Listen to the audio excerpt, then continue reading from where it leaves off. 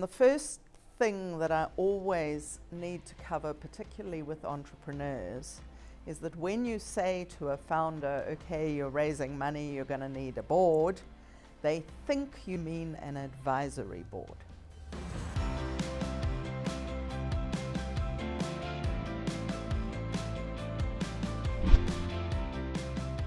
Governance boards and advisory boards are two completely different things.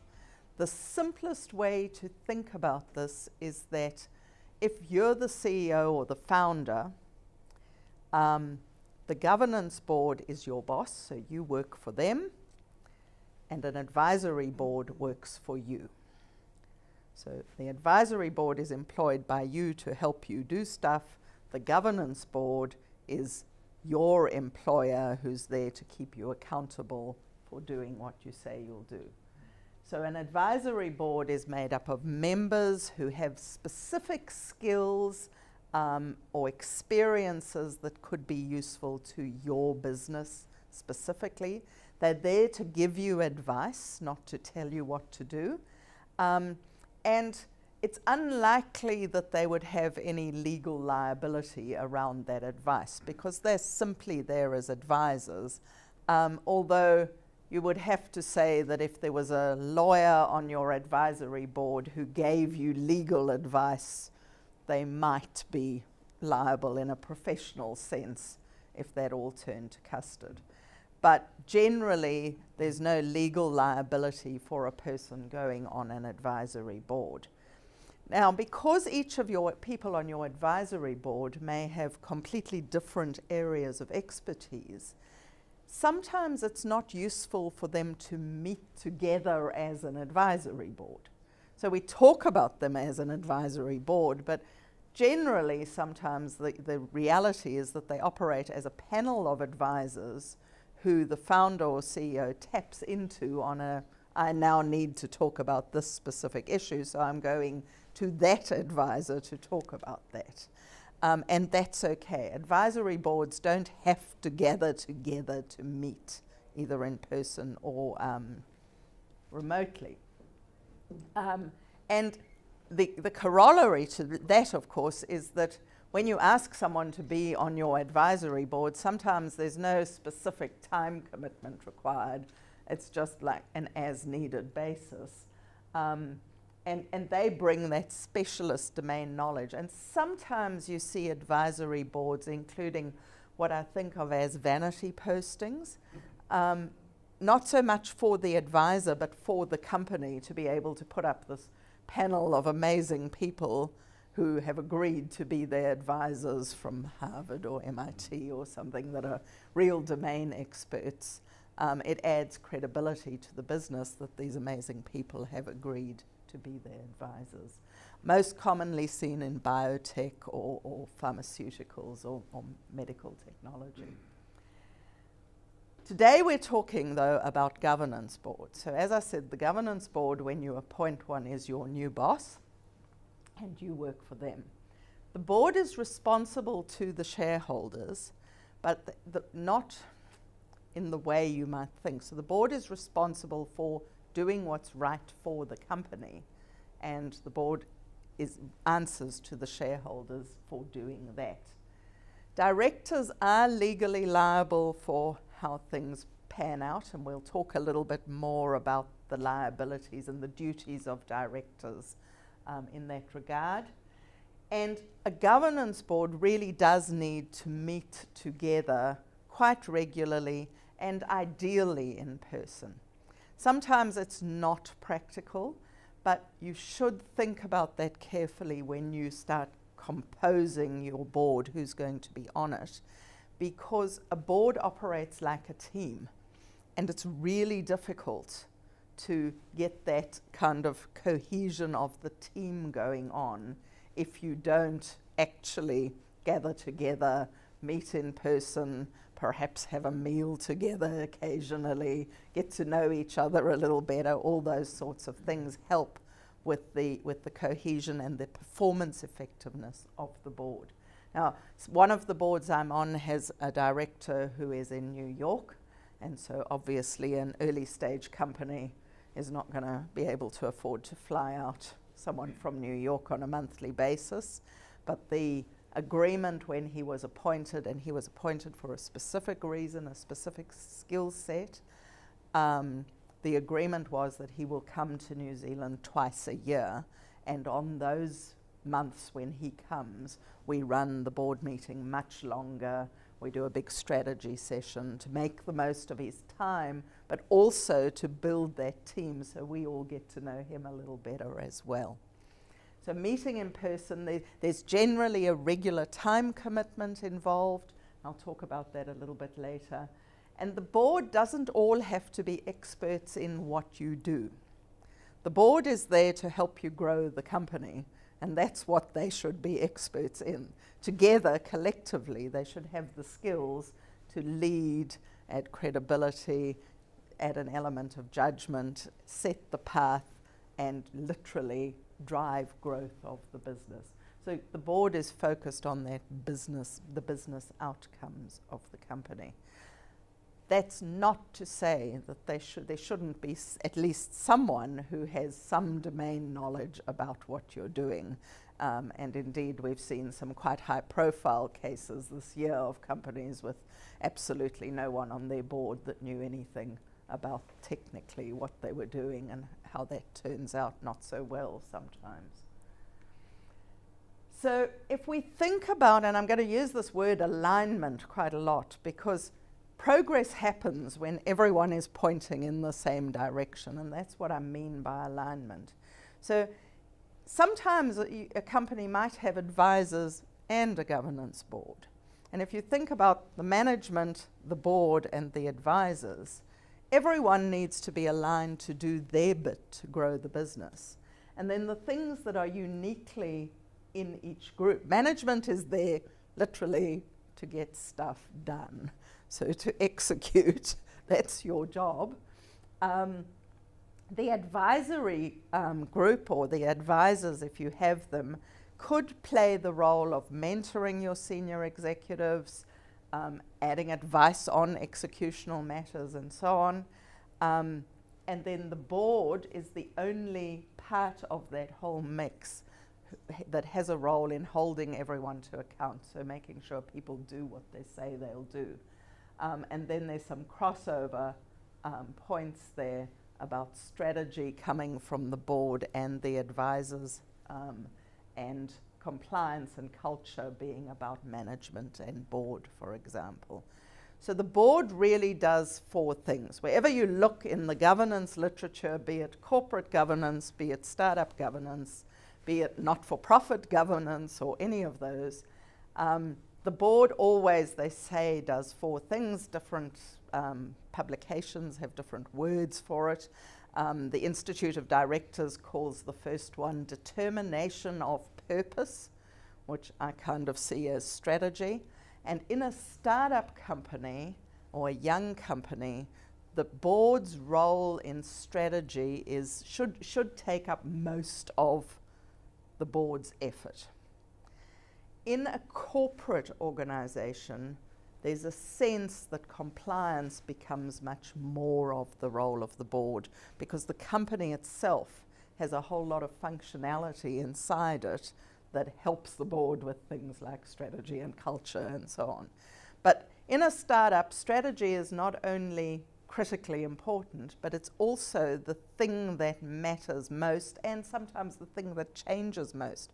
Because if you think about a startup as what is Stephen Blank, I think it is, who says a startup is a temporary organization seeking a scalable, repeatable business model. And that means that your strategy by nature will change regularly. And that's what your board is there for, to help with that, to reset the compass of where you're going. So strategy is the number one thing. I've put these deliberately in this order. The number one thing that boards do particularly in early stage businesses. The second thing is about culture. And if you think about culture as the way we do things around here. Now, in a startup business, you often have one founder who has a bit larger than life entrepreneurial personality, who kind of sets the tone for how the business is run, and that's absolutely fine. But the board is there to moderate that and also to make sure that the culture is consistently built in a way that's sustainable for the business. So if you have a high performance culture that doesn't tolerate failure, for example, I'm not advocating this, then the board needs to help you stay on track on that culture, but navigate the risks that that brings in terms of employment law, things like that. You know, how you deal with non-performers if your culture is one of high performance becomes a how we do things around here issue. And the board has oversight of that. The third thing is about accountability, that holding to account, setting performance targets, what we tell our shareholders we're going to achieve, all those sorts of things, and then making sure that we're doing what we can to reach those goals. And the fourth thing is about compliance. And compliance are the legal requirements for you to stay solvent, to make sure your accounts are reflective of what's actually going on in the business, health and safety, risk management, those practical, logistical things that the board is responsible for. So 4 things the board does, any board. If we boil those down to what early stage boards do, they're kind of, I'll recap this list at the end because they're like the 4 things boards do, the 3 things that are the most important, and then some big decisions. I'm not going to talk a lot about the big decisions that boards make today, because that's a discussion I generally have with aspiring directors about the types of decisions they're potentially going to be faced with making. But if you think about an early stage board's duties, and this is courtesy of an angel investor in the States who was very, very active in angel investing there, Bill Payne. He said 3 things the board does. Board's duties are never, ever, ever run out of cash. I'll come back to that. Never run out of cash. Mentor, remove and replace the CEO. And that duty is not just in early stage companies. When the CEO of a large corporate gets replaced, it's the board that does the interviews and the employment arrangement. The board hires and fires the CEO. That's almost all the power the board has in a large company, is to hire and fire the CEO. And then the third one, but when Bill talks about it, he says, and the third duty is to sell the company, which in New Zealand terms we talk about creating liquidity for the founders and for early stage investors. So finding a way to help people get their money out that they've put in, or their time and effort out in money. So liquidity. Now, if we think about never running out of cash, this is generally the overwhelming issue in startup businesses. How you get money, how you spend it, and what happens when it's running out. And because I'm from the angel investment community, I kind of see a lot of businesses that get hooked on the drug of angel investors. So that sense that says, well, we'll do our seed round and, you know, our next round is expected in 9 months' time, and then we'll have another angel round and another one after that, and so on.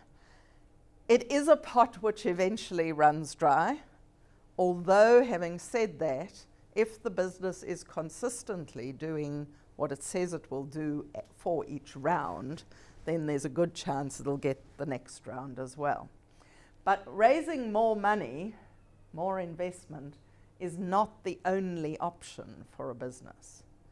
I know several businesses at the moment that have taken an angel investment round and are now bootstrapping, where they've got to the point where they've got some paying customers, not enough to kind of enable them to do everything or employ everyone, but they've come up with a plan that'll enable them to get through to the next stage before they need to seek investment again. Sometimes there are other funding sources. I'm not an expert in this, but things like Callahan grants or IRD research, R&D grants, which are not actually grants, they're loans now. But then there's always the choice to either sell the company or its IP, or to just simply shut down the business. That's also a strategy, because when we think about early stage companies from an investor's perspective, what we say is, we're going to invest in 10 and one's going to be the star and 5 or 6 of them are going to fail. Well, those 5 or 6 are going to need to be shut down if they fail. And so that's also a potential outcome that we need to consider. But certainly the thing that the board needs to really pay attention to is this thing we call the capital strategy. What is the plan for how this business will fund itself through paying customers, bank loans, equity, fundraisers, non-dilutive grants, all those things? What is the strategy for this business? How are we expecting it to play out? And if your runway is less than 12 months, then you really, really need to have a plan. And that's the board's plan. The second duty, as I said, is to mentor the CEO and to, if necessary, to find a new CEO if the current one isn't working. Now, in an established business, that's kind of a process, because the board chooses the CEO and then manages the CEO, and there's a contract and process and so on. In an early stage company, often the CEO is kind of part of the package. The person creates the business and puts themselves in CEO. It doesn't have to be like that, just by the way. I was a very slow learner. I was about 10 years into my business before I finally realized that I was truly, truly bad at managing a business, and I hated doing it. And I wasn't trapped in my business, because actually the solution was to simply hire a CEO to run the business so that I could go back to doing what I was actually good at and enjoyed doing. And I encourage entrepreneurs to take that view as well, because sometimes what they enjoy doing is sales or the technical part of their business. And it's the board's role to enable that to happen and to find the right CEO to actually drive the business forward while respectfully putting people in their right places within the executive team. So that's really, and a lot of the early stage companies that grow really fast have founders that either accept that or have some superstar talent that makes them fitting to actually run a fast-growing 1,000-employee or more company. Most people that I see starting businesses have no idea how to run a company with 1,000 employees. They're just completely unprepared, as indeed I was when I started my business. I couldn't even run one with 100 employees. So get someone who's good at what they do so that you can be good at what you do. And the board's role is to help make that happen. And so it works best when you have this team, again, alignment, where the founders focus on the prize, on what it is that they're trying to achieve, and the directors put in the effort to create the scaffolding to enable that to happen. And by the way, often there are investors there, and you need investors to be aligned as well in understanding the risk. And the board needs to, in large part, manage those investor expectations as well. And I'll come back to that when we talk in a little while about communication, because the investors are an important part of the equation for a new company. So the third duty is to create liquidity. That is to get the company to some form of exit.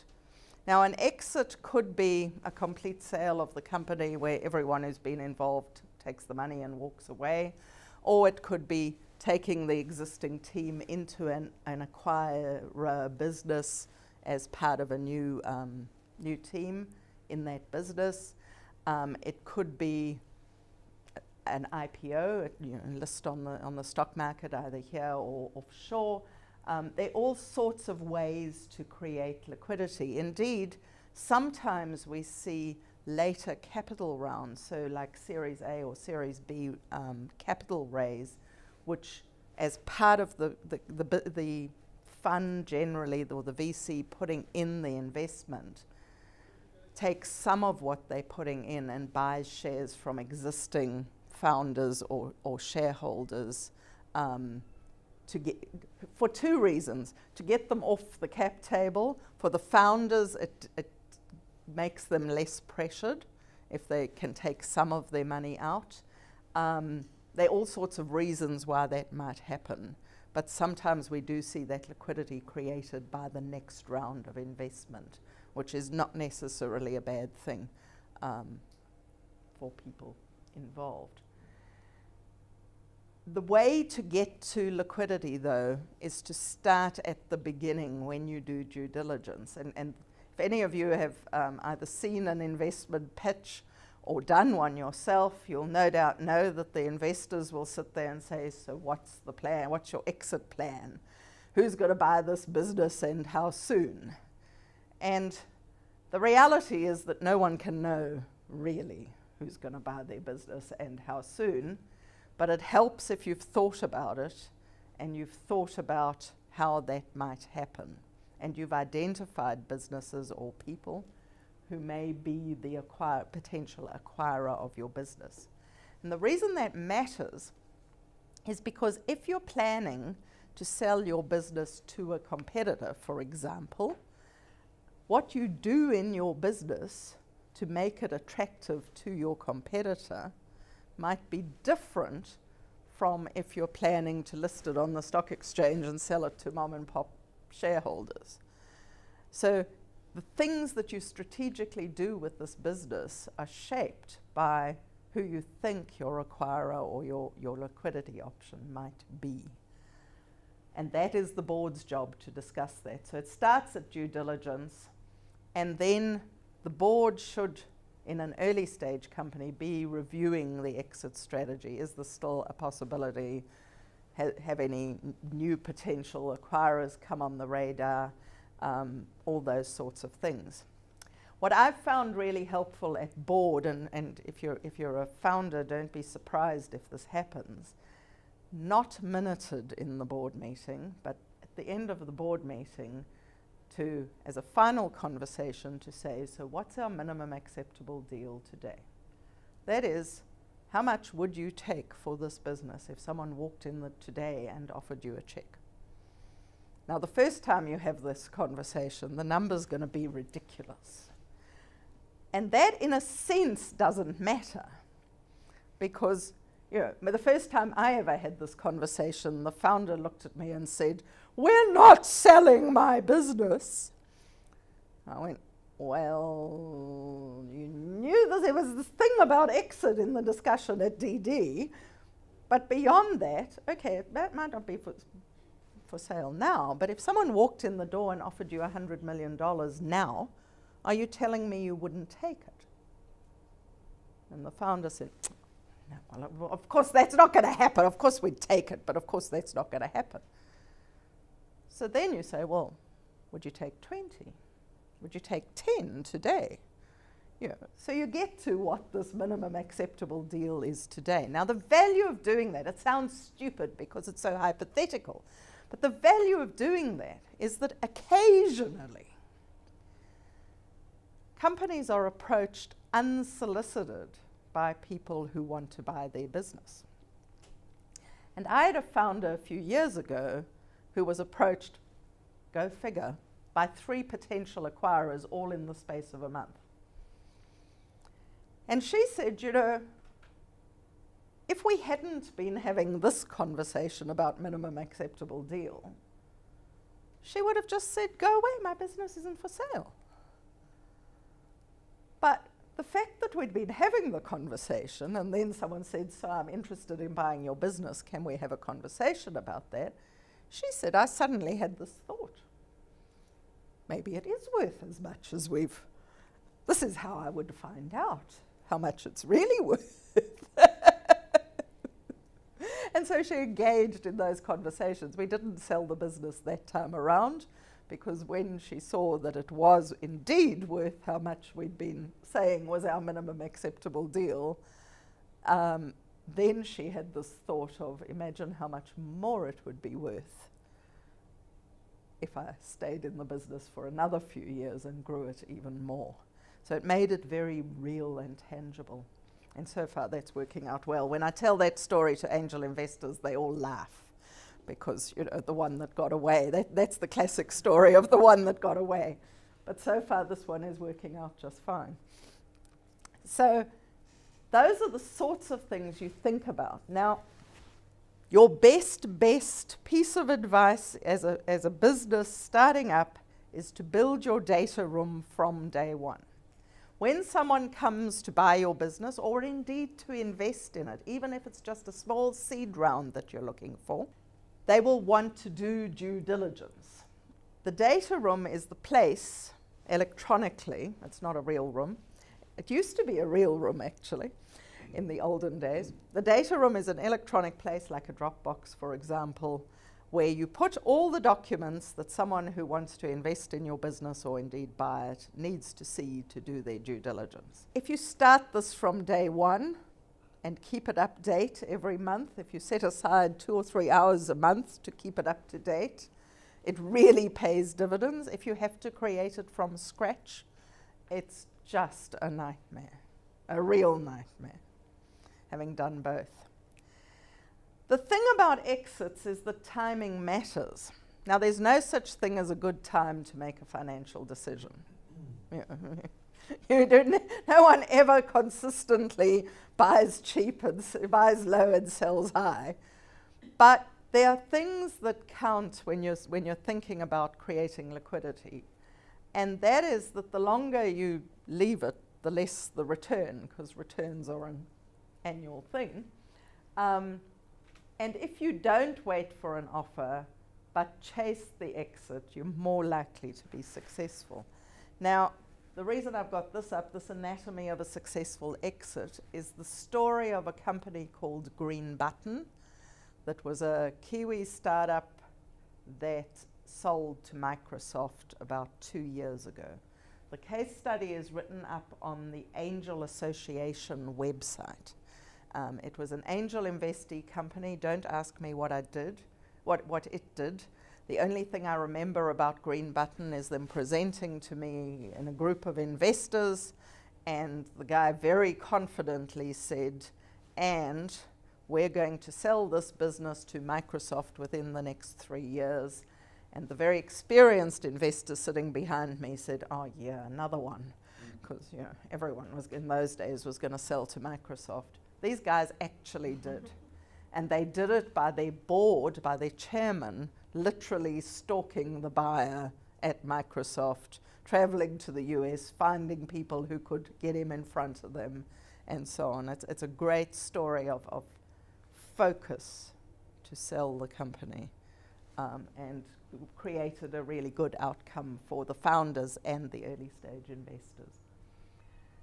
So that's a great example. And when I talk to more traditional directors about this sort of stuff, they always say, but why are you selling the business? No one else in business land talks about starting a business to sell it.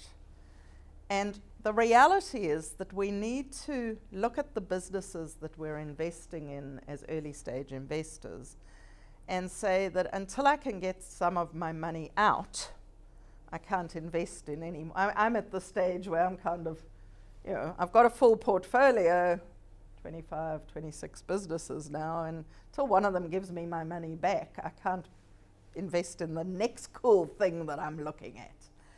And so from that perspective, it's not these investments are not intended as donations. They're intended to come back in some form.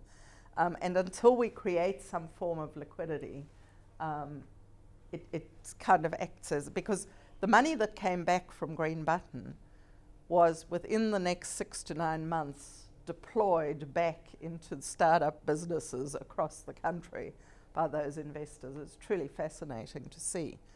And so ideally the board is there to build what we call acquirer value and run the exit. The CEO builds shareholder value and runs the company is kind of the way that I look at it. Yep. Why is there not a view amongst some investors of rather than putting all my money in and getting all my money out plus some at a certain date, why is there not a view of all money and then take a long-term income from that business? Because only one of every 10 businesses will ever get to the stage of giving me a long-term income.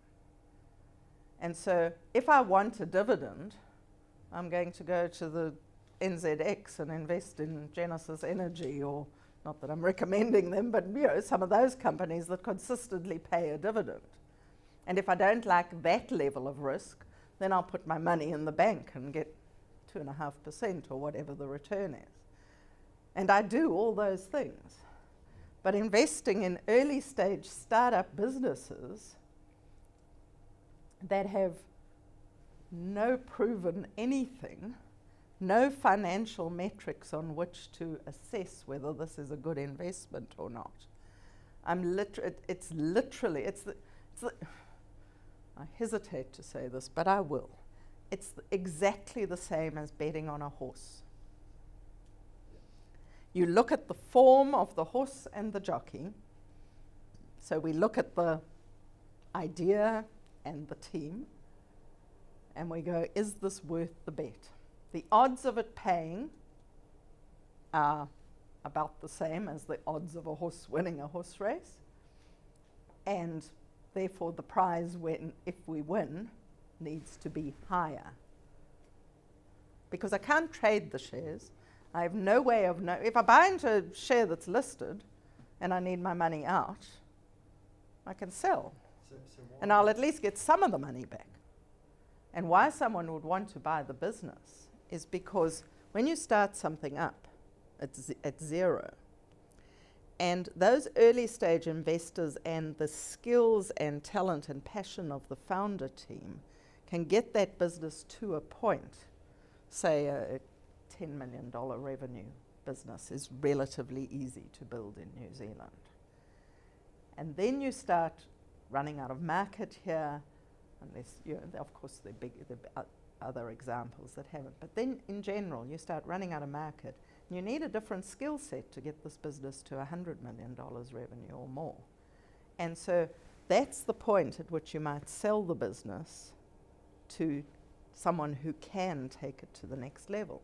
But we're not necessarily talking about selling it. I mean, look at Xero. Xero just went onto the stock, or Orion. My daughter works at eRoad. Those companies all, their next stage was to raise even more money from having de-risked the business. The early stage investment de-risks the business and enables people to then see this as a financial investment prospect as opposed to a bet, to take it to the next stage.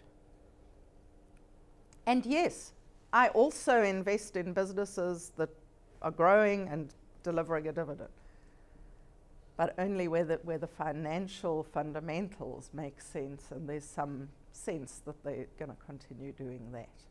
So I mean, my business that I grew was not a early stage growth startup company prospect. It was a market research company. The more business I got, the more people I had to add. The fundamentals were not scalable in that sense. I never took on investment. It did pay quite a nice dividend to the owners, but I did eventually sell it when I wanted, because in the end all businesses get sold or they get closed down because the owner founder needs to move on, needs to retire, dies, whatever. So it's just a matter of time. But the early stage growth companies, there's a matter of risk involved here that shapes the equation around them. So, and in fact, the only reason really that we're talking about governance for early stage companies is that it's the taking on of investment that triggers the need to have a governance board. Many businesses, like the ones you're talking about and like the one I grew, never have a board really, because we never take anyone else's money, so there's no one who's looking to hold us to account for anything really. For example, if you go to an IPO, so if you list a business that's been angel funded, the angels naturally have a choice of, do I keep my shares or do I take the money? So they stay in or not. The founders stay in or not with some shares. Most people, in my experience, will take some money out. If you're selling it to someone, there are a number of scenarios that play out. Often they don't want the rest, they want to own 100% of the shares. But if they don't, then some of them you might do a deal whereby they stay in, or those things are all, if the company's got to the stage where it's all grown up, then indeed investors may want to stay in, and that's doable. Sometimes they take some of their money out and leave some in. And indeed the founders sometimes stay working in the business. So all of those things are possible at that stage. And that's, in a sense, why we talk about creating liquidity, because it's the choice of getting your money out or not. Okay, so when you form the board, the question here is, well, where do you find these directors? Who's going to go on the board? And the most important thing that I can tell you is that the paperwork matters.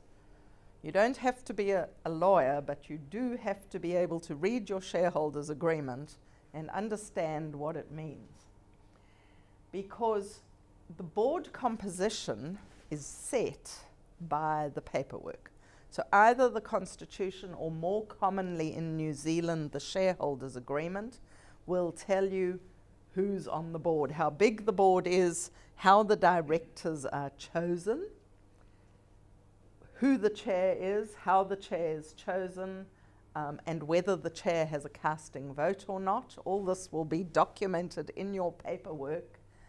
Whether the directors can appoint alternates if they happen to be unavailable for a while. And lastly, and most importantly, whether some of the directors have what we think of as special powers. In a typical angel investment round, there would be a board that is made up of one director appointed by the founders, one director appointed by the angel investors, and one director who is appointed by mutual agreement of all the shareholders. That would be the most typical, and then sometimes that grows to 5 in various ways. 3 or 5 is starting out most typical. And in a typical angel board, the investor director has special powers. And what those special powers might be is generally the power to veto decisions on certain things. Most likely expressed as, when the board decides on these things, the investor director has to agree. So basically what that means is, even if you've only sold 20% of your business to the investors, the investor director has the power to prevent further capital raises, to block significant hires, to block a change to the business plan, to block any unbudgeted transactions, and so on. And essentially, the investors control significant decisions in the business. Now that sounds terrible. Remember that the documentation originally is designed for situations where the founder team has no business experience at all. They're the ones with the bright idea. They've never run a business. They don't know how to run a business. And the board comes in as what we might think of as adult supervision, to guide the business to achieve what everyone sees its potential is. Now the reality is not all, and in fact not even most, startups are like that. Many startups have perfectly competent, perhaps even extremely talented founders at the helm who don't need this level of control from what might be a minor shareholder. And so that's why I say the paperwork matters, because these are things that need to be negotiated at the time of taking the investment, not afterwards when the person's there with all the power. Because the other thing to remember is that irrespective of who puts each director at the table, so this director is appointed by the angels and this director is appointed by the founder and so on and so forth, every director, once they're at the table, has a responsibility to do what's best for the company, even if that conflicts with their stakeholders' best interests. So, for example, if the right thing to do is to shut down the business and for the investors to lose all their money and the founders to lose their jobs, it is the director's responsibility to take that decision irrespective of the consequences for their stakeholders. And sometimes founders lose sight of the fact that if they're a director, that's their responsibility as well. They're not there to act in the best interests of the founder team. They're there to act in the best interests of the company. So what you need on this board is great cultural fit of all the directors. Obviously, courage. Courage is my number one thing. When I recruit directors for early stage businesses, I say, your job is to enable this company to take as much risk as it can without going out of business or doing anything illegal. And if they look scared, then they're not the right type of director for this company.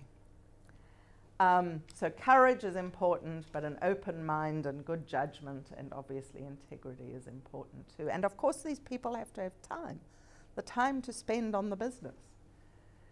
And then you have some kind of specific expertise there that one or more of the directors ideally should have, things like capital strategy and exit experience, technical knowledge of what you're doing, market knowledge of who you're trying to sell this stuff to, and so on.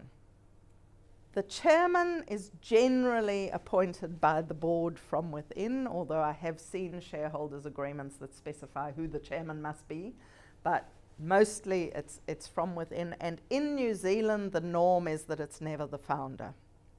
So the role of executive chairman that exists in the US, for example, is not favoured here or in the UK. Generally, as independent a director as possible should be the chairman. Now, the chairman's role is also an administrative one. The chairman needs at least double the time that any other directors need. The boards where I'm the chairman, I meet with the CEO almost every week in person. If something's going on, like if there's a big investment in play or indeed an exit conversation, the chairman might be talking to the CEO every single day. This is an extremely hands-on role. So they need the time and the capability for the detail and administration that's involved. Because the chair is there to lead the board and to focus it on doing the things that are needed, to make sure everyone contributes and to plan for the future. So the board plan of work and things like that also fall to the chair. So where do you get these directors and how do you pay them? I think that's just the Institute of Directors 2018 fees survey is just out, and I think the median director fees in New Zealand have gone up to about 45 or 46,000. But no one in a startup company is being paid that sort of money to be the director of, phew! So many directors in early stage businesses in New Zealand are completely unpaid, and to be fair, often for the first year that's the norm, and then there's some sort of arrangement to compensate them for their time and effort. Now, the people who are not paid to be on the board are anyone who works in the company, So you don't get paid extra for also being a founder director. Very large investors. So if you've got a 20% stake in this business, I would not expect you to want director fees as well, because your benefit is in growing. There's enough benefit to you in growing the business, I would have thought. And certainly those representing venture capital funds or things like that, it's their job to be on the board, so they're being paid elsewhere. Other models for how you pay the rest. Some businesses that are well funded do pay cash on a per meeting basis.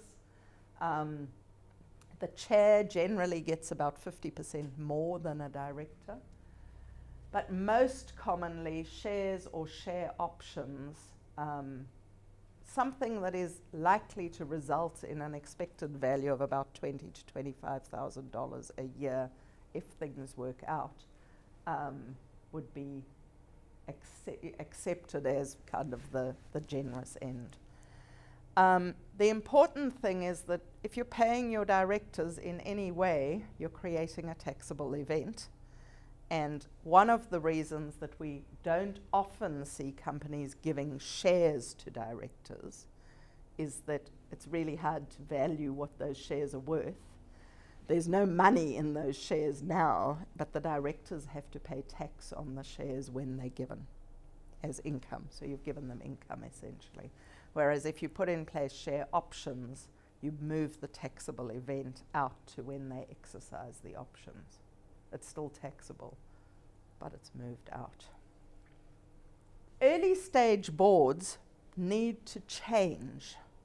So this is really important, because the board you start off with when you're a pre-revenue company looking for product market fit is completely different to the board you need when you've suddenly got $10 million revenue in New Zealand and you're now going into China, South Africa, the UK, or the US. So you need a different board at different stages of your journey.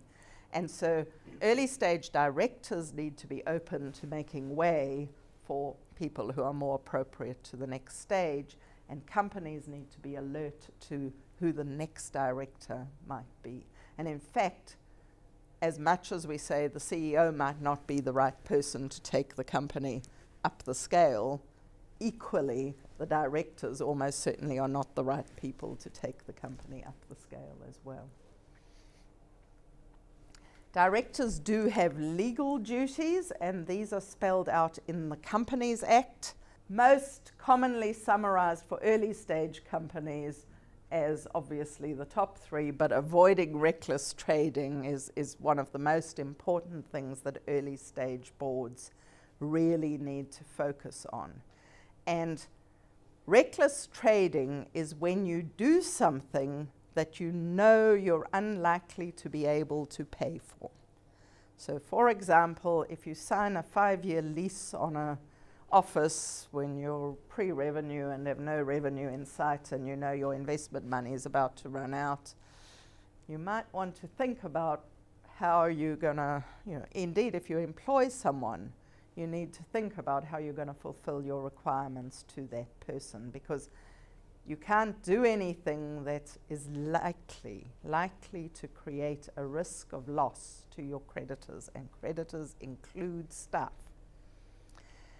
And so as your end of runway approaches, if you've raised money and you're getting to the end of your runway, you should be thinking about what it would cost you to close down the business. Do you have enough money left to fulfill your holiday pay requirements to staff? Could you pay all your creditors? Could you get out of your lease arrangements in some way? And so where's the bright line? Before the money runs out, there's a bright line that says if we step over this line, we're now in negative territory if things do go pear-shaped and we can't raise more money or don't get enough revenue. So that's important to know where that is. And some boards require the CEO or the CFO to sign a declaration of solvency at every board meeting that says basically we're still solvent. So it's about knowing when your company's in the zone of insolvency. The important thing about being there is that for the directors, everything I've said about the director's responsibility being to do what's best for the company, if you're in the zone of insolvency, the director's responsibility shifts, and you are now responsible for doing what's best to ensure that the creditors are paid. Because trading while insolvent is a criminal offence, and directors have gone to jail over this. And that could be the founder as well, if you're a director of your own business. Inland Revenue has a definition of what it means to be in financial difficulties, which I'll point you to look up. But the key thing here is that if you're not paying your debts on time, and creditors may then seek liquidation, you're in that zone of insolvency from their perspective as well. So because of all that, we tell aspiring directors to really be careful before accepting a board role.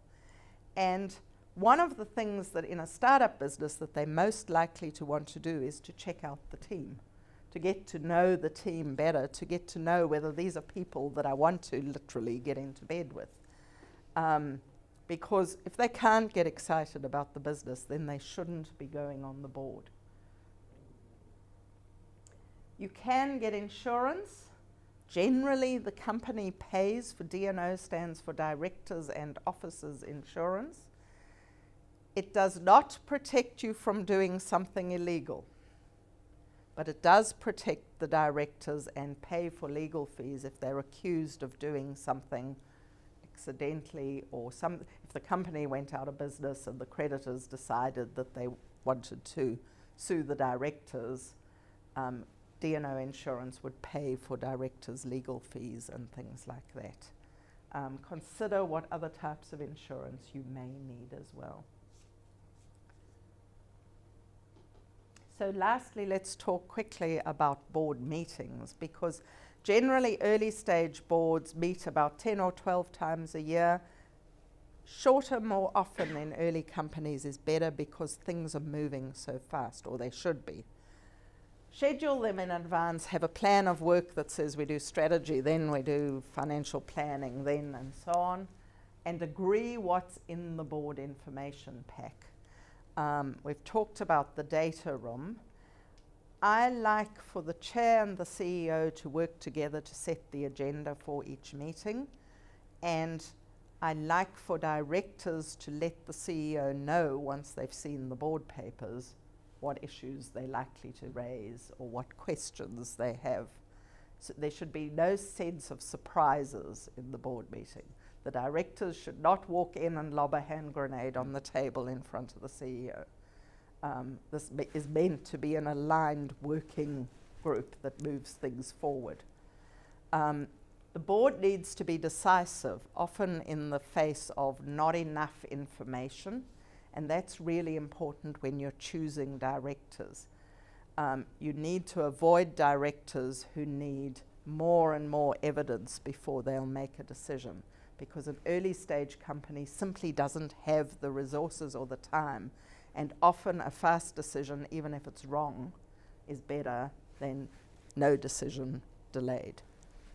The board papers, you should not have anyone spending a week doing board papers. You should agree what's important to be in the board papers. Focus on the key metrics. Where's our cash? What's going on with product, IP, R&D? How are sales and revenue tracking against what we thought? Are there people, changes, plans, issues, marketing, and so on? And I like to separate out matters for decision from matters for discussion, and potentially, if there are decisions to be made, make that the first point on the agenda, so that you don't get to there's no rules in board land that say you have to first approve the minutes and then look at matters arising and then look at the action list. Those are all procedural things that the world is not going to collapse if you don't do them at this meeting. Deal with the matters for decision first, so that they can get your full attention while you're all fresh and have time. and then the matters for discussion, and then the procedural stuff would generally be my preferred order on the agenda. Someone needs to take minutes, and it can't be a staff member, unless they're also a major shareholder, maybe in some circumstances. But the minutes should most importantly be short and concise and record decisions made and summarize discussions. They should not be a record of who said what, and they should definitely not be attributable to I said this and Jackie said that and Stephen said this, because that then limits debate in the meetings. If I know what I say is actually going to be recorded verbatim, I'm going to think more carefully before I say what I say, which some people might think is a good thing. But the purpose of your minutes is to show proper process and to record the decisions for if you need to go back on them. You need to tell your shareholders something. The AGM is an opportunity to do that, but most importantly, your goal should be to make sure the shareholders aren't surprised when something happens. So a no surprises policy that regularly updates them on your runway, your burn rate, whether you're planning to raise more capital from them or others, material changes in the business, and what's going well and what's going badly. The ability to raise more angel funding after one round to the next round is entirely dependent on how well you've communicated with your shareholders in between. And then take every opportunity to ask your shareholders for help. Do you know people who might do this? Do you know, could you introduce me to customers of this type? Those sorts of things are quite common in shareholders. So your checklist is the 4 roles of the board: strategy, culture, accountability, and compliance. The 3 duties that the board has in early stage companies. And then, as I've said, as directors, we think about the 5 or maybe 6, but generally 5 big decisions that at some stage we might be faced with as a board of directors. That decisions that are critical to the future of the company. Do we pivot? Do we go offshore? Do we change the CEO? Those sorts of big decisions that materially affect what happens next. That I stress are board decisions, not management decisions. And so Basil Peters, who writes Angel Blog, which if you don't follow is worth following, he says that good boards are more important than good CEOs. And the premise being that, you know, if we all make a lot of money, it's probably due to an outstanding CEO and a team who could execute, and that's fantastic. But if everything goes pear-shaped, it's possibly due to the fact that the board wasn't brave enough to get rid of the team who couldn't execute and replace it with one who could. That's not the only reason companies fail, but it is one of the reasons companies fail. And so Dave Berkus, who also writes about things early stage and angeling, has a word for the entrepreneurs when you're considering getting a board. And he says, remember, this is your biggest risk, is that you're essentially appointing your new boss who can hire and fire the CEO, control your strategy, and withhold approvals on decisions about how the business progresses. When things are working well, an effective board will help the business to fly, create that scaffolding to enable the team to grow the business. When things go badly, it's really painful, and it's painful for everyone, including the founder. Okay, fantastic. Thank you very much, Debra. My pleasure.